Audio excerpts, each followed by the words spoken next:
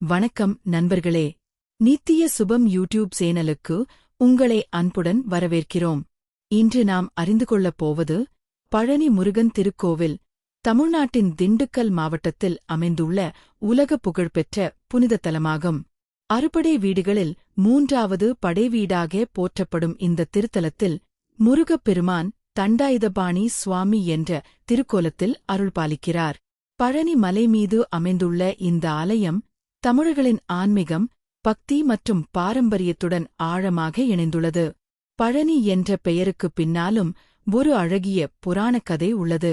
சிவபெருமானும் பார்வதி தேவியும் தங்களது இரு மகன்களான விநாயகர் மற்றும் முருகப்பெருமானுக்கு ஒரு ஞானப்பழத்தை வழங்க நினைத்ததாகவும், உலகை முதலில் சுற்றி வருபவருக்கே அந்தப் பழம் என்று கூறியதாகவும் புராணம் கூறுகிறது.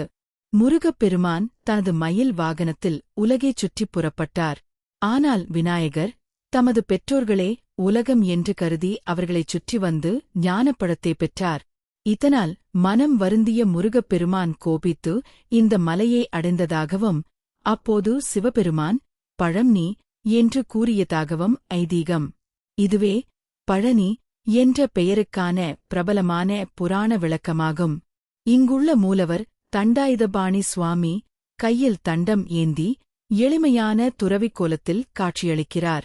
பழனி கோவிலின் மற்றொரு முக்கியமான சிறப்பு போகர் சித்தர் தொடர்பான பாரம்பரியமாகும். கோவில் மரபின்படி போகர் சித்தர் நவபாஷாண பொருட்களால் தண்டாயுதபாணி சுவாமியின் திருவுருவத்தை உருவாக்கியதாக நம்பப்படுகிறது. இந்த நம்பிக்கை பழனி திருத்தலத்தின் ஆன்மீகச் சிறப்பை மேலும் அதிகரிக்கிறது. பழனி மலையை அடைய பாரம்பரியமாக படிகள் வழியாக ஏறிச் செல்லலாம். மேலும் பக்தர்களின் வசதிக்காக விஞ்ச் மற்றும் ரோப் கார் போன்ற வசதிகளும் உள்ளன. மலையின் மீது செல்லும் பயணமே பக்தர்களுக்கு ஒரு சிறப்பு அனுபவமாக அமைகிறது. பழனி அமைந்துள்ள திண்டுக்கல் மாவட்டம் தமிழ்நாட்டின் முக்கியமான வரலாற்று மற்றும் விவசாயப் பகுதிகளில் ஒன்றாகும். இப்பகுதி மக்கள் விவசாயம், வணிகம், சுற்றுலா மற்றும் கோவில் சார்ந்த தொழில்களில் ஈடுபட்டுள்ளனர்.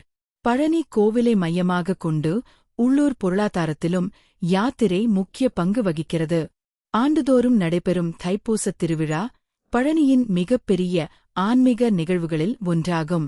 தமிழ்நாட்டின் பல்வேறு பகுதிகளில் இருந்து பக்தர்கள் காவடி எடுத்தும் பாதயாத்திரையாகவும் பழனிக்கு வருகின்றனர். பங்குனி உத்திரம், கந்த சஷ்டி, வைகாசி விசாகம் போன்ற திருவிழாக்களும் சிறப்பாக கொண்டாடப்படுகின்றன. பழனியை சாலை மற்றும் ரயில் மூலம் எளிதாக அடையலாம். அருகிலுள்ள முக்கிய ரயில் நிலையம் பழனி ரயில் நிலையமாகும். திண்டுக்கல், மதுரை, கோயம்புத்தூர் மற்றும் திருப்பூர் போன்ற நகரங்களில் இருந்து பேருந்து மற்றும் சாலை போக்குவரத்து வசதிகள் உள்ளன.